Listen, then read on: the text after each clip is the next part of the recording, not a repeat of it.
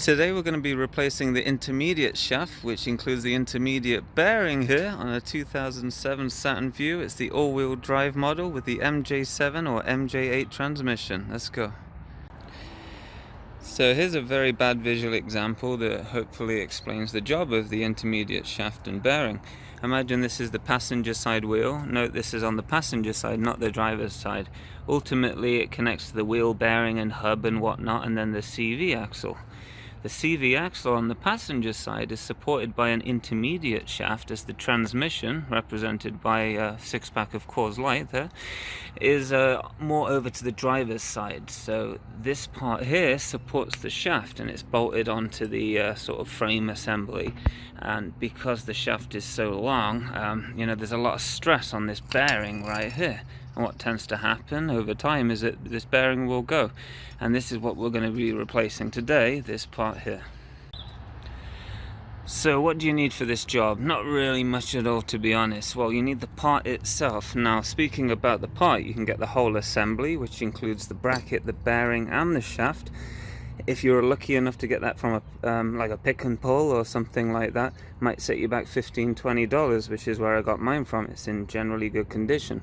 Alternatively, if you can't source this part, they're about 120 brand new and they're not making them anymore, then you can just get the bearing which lives inside here. More on that later, but we will need to press that bearing out, but that is optional if you can't get the whole assembly. You'll need a little transmission fluid. You might lose maybe a quarter of a cup or something when we pull this out of the transmission. You need some basic tools, a bag of sockets, socket wrench, some pliers, mainly to get the cotter pin out of the lower ball joint bolt. Good old socket wrench here to get the axle nut off. Now the front axle nut on this vehicle is 1/2 inch, 33mm. That's one of the first things we're going to be doing. Moving over to the optional side, if you're only replacing the bearing, then it's held on by a snap ring, so you'll need some snap ring pliers or something like that to get that off. You'll need a gear puller of sorts. You may need a bearing press. Again, I haven't actually done the bearing replacement myself, but I will link all the parts in the description below, including the assembly part numbers and the bearing part numbers, so you have the option of doing both. And that goes for these tools and anything else we use as well.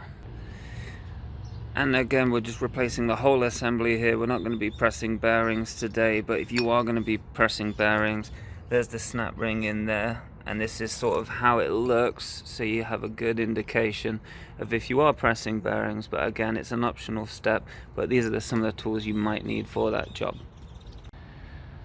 The first thing we're going to do, even before we jack the car up and put it on jack stands, is to crack the axle nut bolt. So that's the 33mm socket there, or 1/2 inch. If you have access to a good impact, then you can jack the car up and be on your way. But for those that don't, let's crack that axle nut and then we'll put it on jack stands.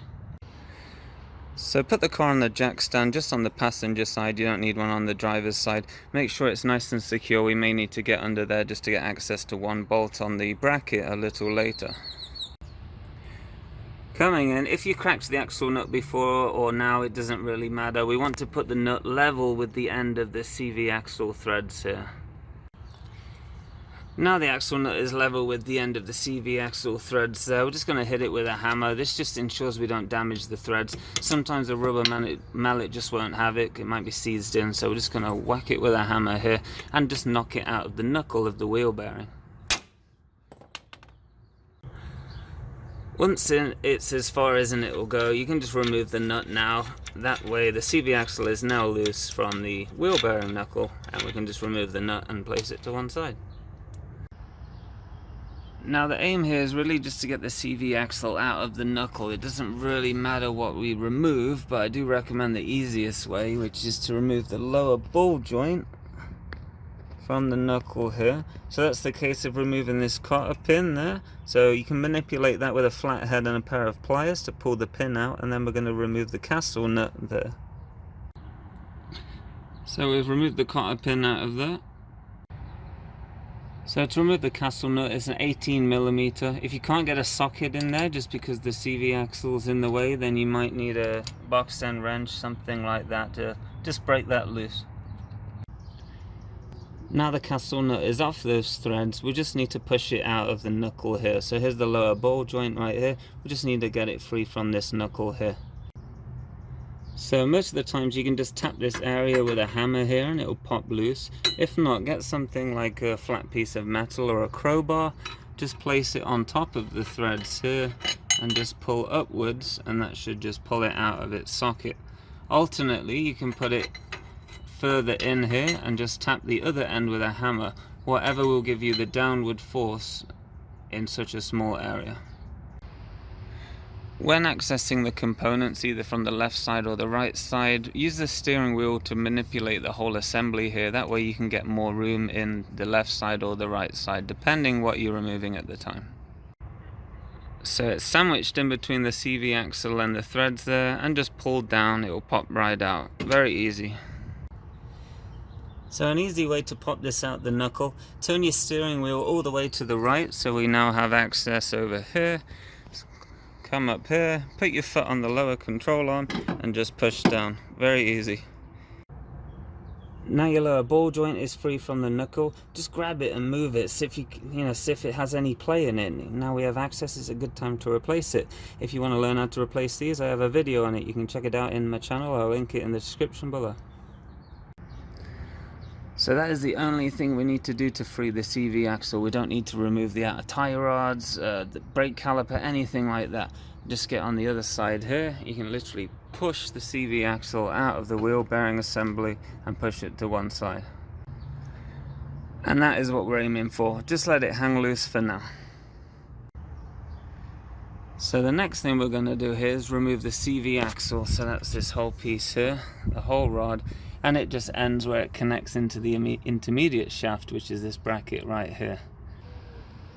So just grab a crowbar or the proper tool, which is called a pickle fork, and just climb underneath the car. And with your pickle fork or crowbar, just snake it into this gap right here. So where the CV axle comes into the bearing itself, just insert it right there and just tap the bottom with a hammer, and that will just pop right out. Once we've popped it loose, you can see by how much the gap has grown, we can just come out from under the car and pull out the CV axle. So when removing the CV axle, just grab it from the very end. We don't want to damage this boot in any way, and that's the inner CV joint. So just grab this part here and just remove it, just like that. So now the CV axle is removed, we can actually get access to this intermediate shaft bearing bracket here. So these are both 15mm bolts right here. There's two here and one just through there. You can actually see where they're positioned based on our replacement part. So we're going to remove all three 15mm from this bracket. For those of you that live on the Rust Belt where you just can't separate these while it's on the vehicle, you can still access these 15mm bolts. It's just a lot harder to get to. You can utilize things like U-joints in order to get at them and get easy access. Once you have it all out in one assembly, you can just put it on a bench and try and separate it that way when you have more leverage and more room.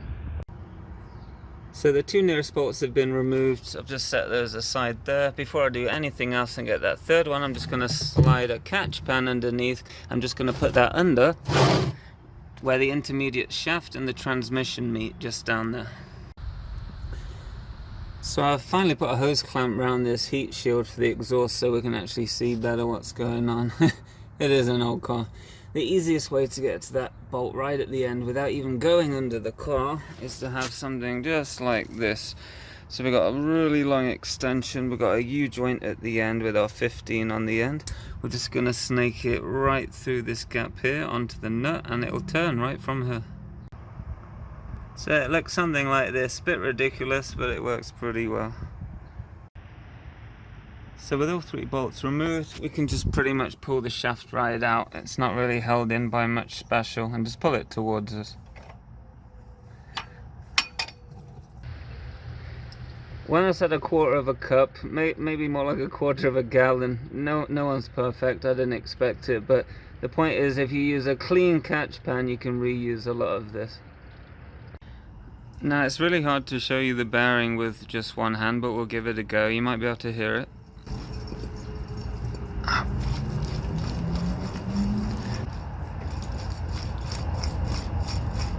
So the bearings sound like grindy, you know, kind of like when bearings won't wear out. It's quite loose too.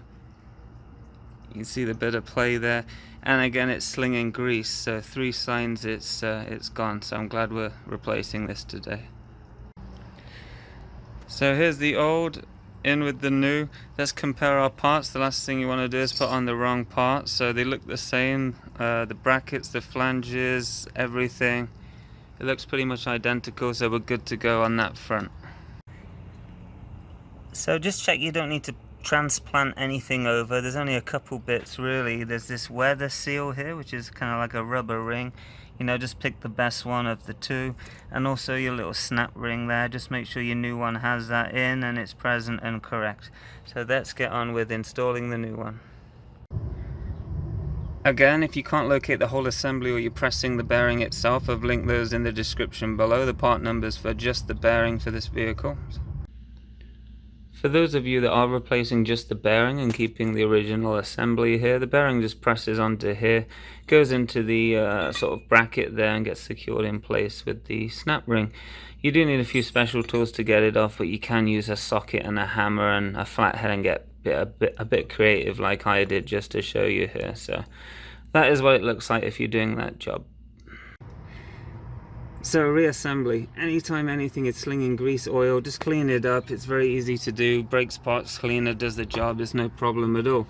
That way if there's a problem with the new one, we're going to know almost immediately because our surface area is clean. So next, let's insert the new intermediate shaft. Ensure this is fully inserted into the transmission all the way to the mounting plate here. Now the shaft is in, just hold it together with one bolt in the top there, and we're going to come underneath and remove our catch pan. Now it's inserted, we're just going to clean this area with something like brake cleaner, just so we can detect new leaks if there's a problem with the sealing of the new one. Next we're just going to tighten our bolts down here for this bracket. Just tighten them all down together, don't do one all the way then the other one, otherwise it won't mate correctly. Now we've bolted the intermediate shaft in, it's time to refill the transmission fluid. If you have a leak between the shaft and the transmission, it's good to know now before we put everything back together. So if your existing transmission fluid is good, then put that back in the vehicle. Easiest way to tell is dip something white in there. If it comes out a nice red color, you're good to go. If it's brown or anything like that, it might be time for a change. If you want to learn how to change your transmission fluid, I'll link it in the description below. And one thing I'll note is the transmission fluid for this exact vehicle is Honda ATF Z1. That is what you're looking for. Well, Z1 in the States. So under the hood, the transmission fluid dipstick is right here. Let's just remove that. Because it doesn't really have a refill port, we have to go through the dipstick. This is my 3-funnel setup, which actually gets it onto where the dipstick came out. If you don't really have a 3-funnel setup, it doesn't really matter. The point is you just want to get the fluid in there. Surgical tubing, the right size, also works pretty well. Now we've refilled the transmission fluid, let's put the dipstick back. It's good to drive around and just check your level, to just double check over the next week or so. The last thing we want to do is overfill or underfill it. So we're going to put our CV axle back in now. Now the CV axle here will mate with our intermediate shaft right here. Now how the CV axle stays in is with this kind of locking ring right here, and that's how it sort of doesn't just slip out. However, when we put in the CV axle back in, sometimes this ring can fall to one side and it's really awkward getting the shaft back on. It gets hung up right here. One little trick you can do is put some grease on here just to hold it central. Another one, if you live in a, like the rust belt or a rusty area, why not make it anti-seize? That way if you have to get it off again, it's going to be easy, and it also doubles up as keeping this ring as central as possible when we put our CV axle back on. So here goes the CV axle. I've turned the steering wheel all the way to the right so we have more room, and we're going to insert it through here. When you press it onto the intermediate shaft, try and make it go as straight as possible. So once the CV axle's in, just give it a little pull just to make sure it's actually in. It seems pretty solid on there. Next we're just going to pop the other end back through the wheel bearing knuckle. So that's this end right here. If you had a hard job removing this, you might want to put some anti-seize on these splines right here, so that next time it will be easier to get in. Okay, so we got our CV axle back through the wheel bearing assembly there. Next we're going to put our ball joint back in the knuckle there. So just like before, we put our foot on the lower control arm and push down to do that. Next, our 18mm castle nut, turret side up. Once the castle nut's on, insert the cotter pin. If you don't have a new one, you can reuse the old one. Just make sure it's as straight as possible to prevent the nut from loosening while you're driving. Once it's in, just bend the pin around. Next we're going to put our axle nut back on. Just get it as tight as you pretty much can safely. It doesn't have to go down to spec right now. We do that when the wheels are on the ground. But when we lower the vehicle on the wheel, we don't want anything to bend. So just snug it down as much as you can, and then we'll finish it off later. Now let's put the wheel back on. If you have a wheel with a cap, we're just going to pop that out now. So wheel on, lug nuts tight, jack stand off, car lowered, axle nut 151 foot-pounds. If you don't have a torque wrench, it's pretty much almost as tight as you can get it. Now the axle nut's back on, cap goes on, job's done. So that is how to replace an intermediate shaft bearing assembly in a Saturn Vue all-wheel drive. If the video helped you, click like and subscribe, it helps us a lot. Thank you for watching.